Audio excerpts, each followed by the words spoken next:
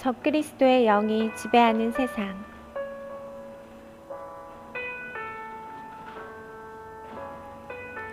세상과 교회는 불가분의 두 측면으로 항상 중첩되는 주제입니다. 지금 우리가 살고 있는 세상은 적그리스도가 지배하고 있을까요? 지배한다는 표현이 그렇지만 땅과 하늘, 지옥까지도 하나님의 통치하에 있습니다. 하지만 교회와 세상이라는 관점에서는 사탄이 세상의 임금이기는 합니다. 악은 인간 역사의 전반에 걸쳐 지배한 사례들이 있습니다. 적그리스도가 허용된다는 사실은 하나님의 뜻이지만 그의 존재 사실이 신자들에게 타락의 원인이나 손실이 되어서는 안 될 것입니다. 적그리스도의 영이 우리 주위에 있다는 사실을 깨닫지 못한다면 아무것도 모른 채 끌려갈 것입니다. 세상에 속한 정부와 경제와 문화는 하나님을 적대하는 진영으로 볼 수 있습니다. 신자들도 세상에 살고 있기는 하지만 세상을 이겨야 하며 세상에 속하지 않아야 한다고 주님은 말씀하셨습니다. 저들을 패배시키는 것은 주님의 권한에 있고 우리는 믿음을 지키는 것입니다. 세상을 이기는 신자들이 주님의 날에 승전가를 부를 것입니다. 일상적 현실에서 신자들이 느끼는 딜레마는 이것입니다. 적그리스도가 지배하는 세상과 장차 적그리스도가 통치하는 짐승의 정부에서 신자들의 태도에 관한 것입니다. 그들과 전쟁을 해야 할까요? 아니면 정치 권력과 손을 잡고 그들의 지시에 순응하고 옹호해야 할까요? 성경에서 이에 대한 해답을 찾아보면 많은 경우 그냥 박해받거나 순교하거나 도망가는 편을 택했습니다. 그렇다고 그들의 요구에 순응하는 것과는 차이가 있습니다. 고분고분 순응하거나 타협했다면 박해도 순교도 도망가지도 않았을 것입니다. 박해와 순교는 패배가 아닙니다. 그리스도의 십자가 죽음도 패배가 아니었습니다. 교회 시대의 수천만 명의 순교자는 이 일에 대한 증인들입니다. 그들의 방식에 저항했기에 도망간 것이지만 저항이라는 관점에서 그들과 물리적인 전쟁까지 해야 할까요? 다니엘과 세 친구는 바벨론에서 일했지만 그들의 반성경적 방식에는 단호하게 저항을 했습니다. 그런데 다니엘서에 보면 물리적으로 저항한 사례가 나오기도 합니다. 군대는 그의 편에 서서 성소, 곧 견고한 곳을 더럽히며 매일 드리는 제사를 폐하며 멸망하게 하는 가증한 것을 세울 것이며 그가 또 언약을 배반하고 악행하는 자를 속임수로 타락시킬 것이나 오직 자기의 하나님을 아는 백성은 강하여 용맹을 떨치리라. 다니엘 11장은 성경 중간기에 일어난 안티오쿠스 가문과 프톨레마이오스 가문 사이의 전쟁을 기록했습니다. 이 구절은 적그리스도를 예표하는 북방왕의 안티오쿠스 에피파네스 4세에 저항하여 성전을 회복한 마카비 형제들의 용맹을 기록한 내용입니다. 그런데 이 구절을 7년 환란에도 적용할 수 있을까요? 예수님은 성전에 짐승의 우상이 세워지는 것을 보거든 산으로 도망가라 말씀하셨습니다. 또한 그때에는 성도의 권세가 다 깨질 것이다 기록했습니다. 적그리스도의 세력과 전쟁이나 싸운다는 기록도 있습니다.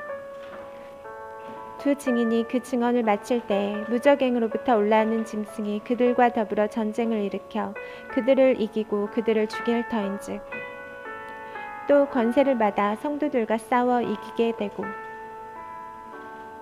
우리는 두 가지 관점으로 이 문제를 다룰 필요가 있습니다. 첫째 관점은 마카비 시대나 짐승이 통치하는 시대의 성도들의 자세입니다. 이때 일부의 투사적인 성도들은 마카비 형제들처럼 전쟁도 불사할 수 있습니다. 어쩔 수 없는 경우에 믿음을 지키느라 순교를 하겠지만 주님의 지시대로 도망가는 편이 좋을 것입니다. 본질적인 진리가 위협받는 경우 차라리 죽을지언정 타협할 수 없습니다. 짐승의 우상에 경배와 짐승의 표를 강요한다면 맞서야 합니다. 둘째 관점은 교회 시대 전반에 있는 부정한 적그리스도 진영과의 싸움입니다. 이 전쟁은 물리적인 전쟁이라기보다 영적인 전쟁으로 볼 수 있습니다. 사도 요한은 영을 다 믿지 말고 오직 영들이 하나님께 속하였는지 분별하라 위엄을 알렸습니다. 사랑 안에 행하지 않는 자들은 미혹의 영입니다. 마지막 때에 이르니 적그리스도의 세력들이 급부상했습니다. 정부가 교회의 예배를 중단시키고 신자들을 박해하는 도구로 코로나를 이용한 것입니다. 그렇다 하더라도 성도들이 정부를 향해 물리적인 투쟁을 할 수는 없습니다. 하지만 최소한 그들을 지지하는 것은 영혼 없는 보신주의자들이나 하는 행위입니다. 성경적 가치보다 정치적 가치가 우선되어서는 올바른 신앙이라 할 수 없을 것입니다. 박해를 받더라도 하나님의 방식에 어긋나면 저항할 수 있습니다. 조나단 에드워드는 이런 말을 했습니다. 부흥을 반대하는 사람들은 사후 판단을 하지 않고 사전 판단을 하는 오류를 범했다. 이들은 부흥을 결과가 아니라 부흥이 시작된 방법이나 부흥에 사용된 도구나 수단으로 판단하는 잘못을 범했다. 이런 오류는 한국 교계 내에서도 흔히 목격되는 현상입니다. 해외 선교라는 열매를 보기보다 백투 예루살렘이라는 용어를 문제 삼는 자들이 있습니다. 성령의 은사라는 숲을 보기보다 방언의 문제점에 집착하는 이들이 있습니다. 사소한 번역상의 차이를 두고 성경을 폄하하는 사람도 있습니다. 목사님의 설교 일부를 편집하여 문제를 삼는 자들도 있습니다. 마치 예수님을 거절한 바리새인이나 성경학자들이 안식일과 나사렛 출신에 주목한 것과 같은 오류입니다.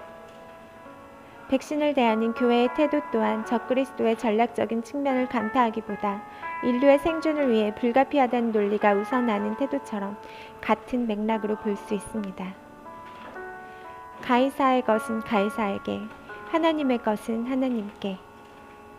불의한 정부와 교회 사이의 관계를 설명하는 구절로 자주 인용되는 말씀입니다. 그런데 교회가 세상과 타협하게 되면 가이사의 것은 가이사에게, 하나님의 것도 가이사에게 바치는 일이 일어납니다. 그리하여 그들은 안전한 편의를 제공받습니다. 짐승의 시대에서도 편의와 생존에 대한 딜레마에 빠질 것입니다. 그렇다면 이런 질문을 할 것입니다. 코로나의 상황에서 교회가 정부의 방역 지침에 저항하는 것이 올바른 선택이었을까요? 하나님께서는 분명히 하늘에서 이 상황에 반응하는 교회와 신자들의 모습을 보셨을 것입니다. 교회는 성경적 가치관에 반하는 선택을 요구받았을 때 박해받는 쪽을 선택해야 합니다. 그러나 거기에는 또 다른 이유가 있을 수 있습니다. 유대인들은 선민이 멸망하거나 심지어 성전이 무너질 것이란 생각은 하지 않았습니다. 그러나 그들이 타락했을 때 그들은 잡혀가고 성전은 파괴되는 것을 허락하셨습니다. 더 악한 자를 들어서 범죄한 백성을 심판하신 것입니다. 돈과 번영을 추구하는 세속주의가 하나님보다 우선순위로 여겨지는 일들이 마지막 교회 시대에 나타났습니다. 곡식을 기대했는데 잡초만 무성했습니다. 선지자의 메시지는 회개하라, 하나님께 돌아오라는 것이었지 그들에게 저항하라는 뜻은 아니었습니다. 우리 시대에 선택에 대한 딜레마가 다수 등장했고 다수는 사각지대에 갇혀 방향을 잃었습니다. 적그리스도가 추진하는 폭정과 악법들이 등장하였고 성도들에게 종교적 믿음까지 타협하도록 요청받고 있습니다. 교회를 대적하는 적그리스도의 시대가 이미 도래했고 더 큰 최악의 상황으로 이동할 것입니다. 성경에 그렇게 될 것이라 예언하기 때문입니다. 그러므로 하나님의 진노는 피할 수 없을 것입니다. 교회를 위협한 권력자들과 그들과 타협하여 영적으로 손상된 자들에게 임할 것입니다. 주께서 그들 백성들에게 지시하신 마지막 때의 행동 지침을 눈여겨보고 따라가야 합니다. 교회는 여러 면에서 오판을 하고 있습니다. 하나님의 때를 식별하는 일과 교회의 타락에 대해 애통해야 합니다. 교회가 피해자라는 인식에서 끝나면 안 되고 범죄에 대한 원인 제공자라는 통찰도 필요합니다. 교회가 제 역할을 다하지 못했을 때 필연적으로 세상은 어두워지고 적그리스도의 세상이 도래합니다. 지금 적그리스도는 그의 때라고 교란의 나팔을 불고 있습니다. 전례 없는 적그리스도의 파도가 밀려오고 있고 예측 불허의 시대입니다. 역사 무대에 전환점이 왔습니다. 천사들과 파수꾼들도 파루시아가 근접한 때에 나팔을 불고 있습니다. 현세적 삶에서 추구하는 열매들과 종말론 삶에서 추구할 옵션들이 나란히 있습니다. 우리는 하나님께 돌아오고 많은 기도의 향을 올려드려야 할 때입니다. 주님에 대한 사랑을 회복하십시오. 하나님의 말씀을 직접 읽고 묵상하십시오. 예수님의 피를 마음에 뿌리고 씻어내십시오. 성령께 순복하는 자들은 깨달음을 주실 것이고 올바른 길을 걸어갈 수 있을 것입니다. 그것을 위해 깨어 기도하고 도움을 요청하십시오.